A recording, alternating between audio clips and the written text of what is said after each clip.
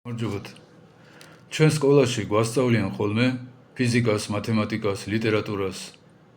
ეს რა თქმა უნდა საჭიროა და აუცილებელი.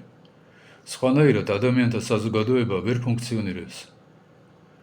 მაგრამ თურმე არსებობს ისეთი თემა, რაც თითოეულმა ადამიანმა უნდა იცოდეს ბავშვობიდან.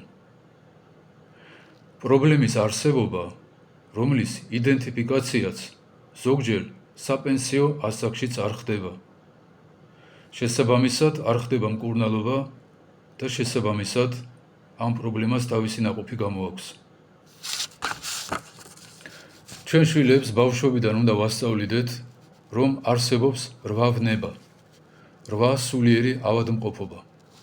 ეს ავადმყოფობები წმინდა მამებს კარგად აქვთ განხილული, აღწერილი, ჩამოთვლილი და ჩვენ ეს უნდა ვისწავლოთ ხოლმე და ჩვენ შვილებს ვასწავლოთ. თითოეულმა ადამიანმა ბავშვობიდან უნდა იცოდეს, რომ რას ნიშნავს სიამაყე, რა სიმპტომები აქვს ამ დაავადებას, რა ნიშნები აქვს გონების ამ პათოლოგიას, რაში გამოიხატება, რომ ბავშვობიდან ამაზე იშრომოს ხოლმე და თუნდაც სიბერეში მოიშოროს ეს. ჩვენ შვილებს უნდა ვასწავლოთ, რას ნიშნავს ვერცხლის მოყარეობა, რა ნიშნები აქვს სასოწარკვეთილებას, რომ არ გაიზარდონ ქვეყნის ოჯახის მოღალატე ადამიანები, რომლებიც ფულის გულისთვის საკუთარ სულსაც კი გაყიდიან, რომ არასოდეს არავითარ გარემოებაში არ ჩავარდნენ სასოწარკვეთილებაში და თავი არ მოიკლან ან რაღაც მსგავსი. უსწავლელი ადამიანები იტანჯებიან ხოლმე. უფრო იტანჯებიან ის ადამიანები, რომლებსაც სულიერი ცოდნა არ აქვთ. ეშმაკის გამოწეული ეს პრობლემები, ეშმაკი არის შემოქმედი ამ ვნებებისა. ღირსების გრძნობა დაამახინჯა და შექმნა სიამაყე. სულიერი გამდიდრების უნარი დაამახინჯა და შექმნა ვერცხლის მოყარეობა. განსჯის უნარი დაამახინჯა და გახადა განკითხვა.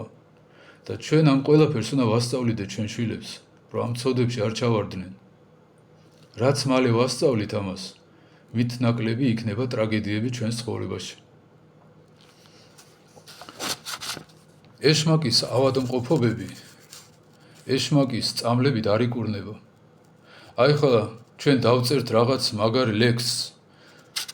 ჩემი ხატია სამშობლო და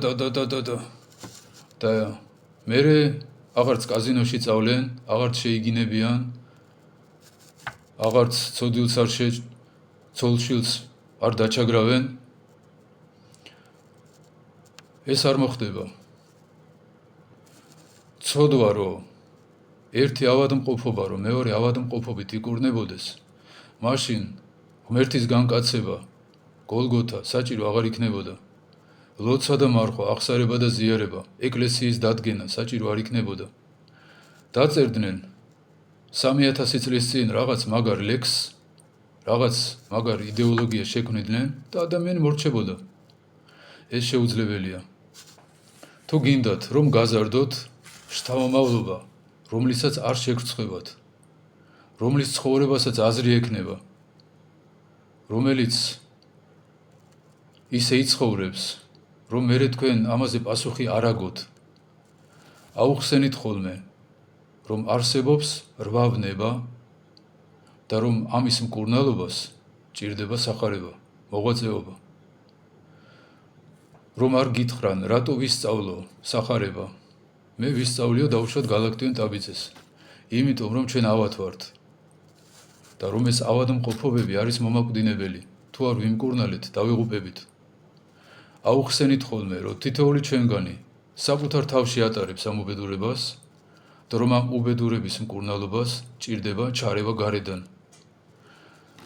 მაშინ ჩვენი შვილები დიდხანს იცხოვრებენ და აღარ წავლენ კაზინოში და აღარ შეჭამენ არც თავის ოჯახს და არც თავის მშობლებს. მერტო გაგახაროთ.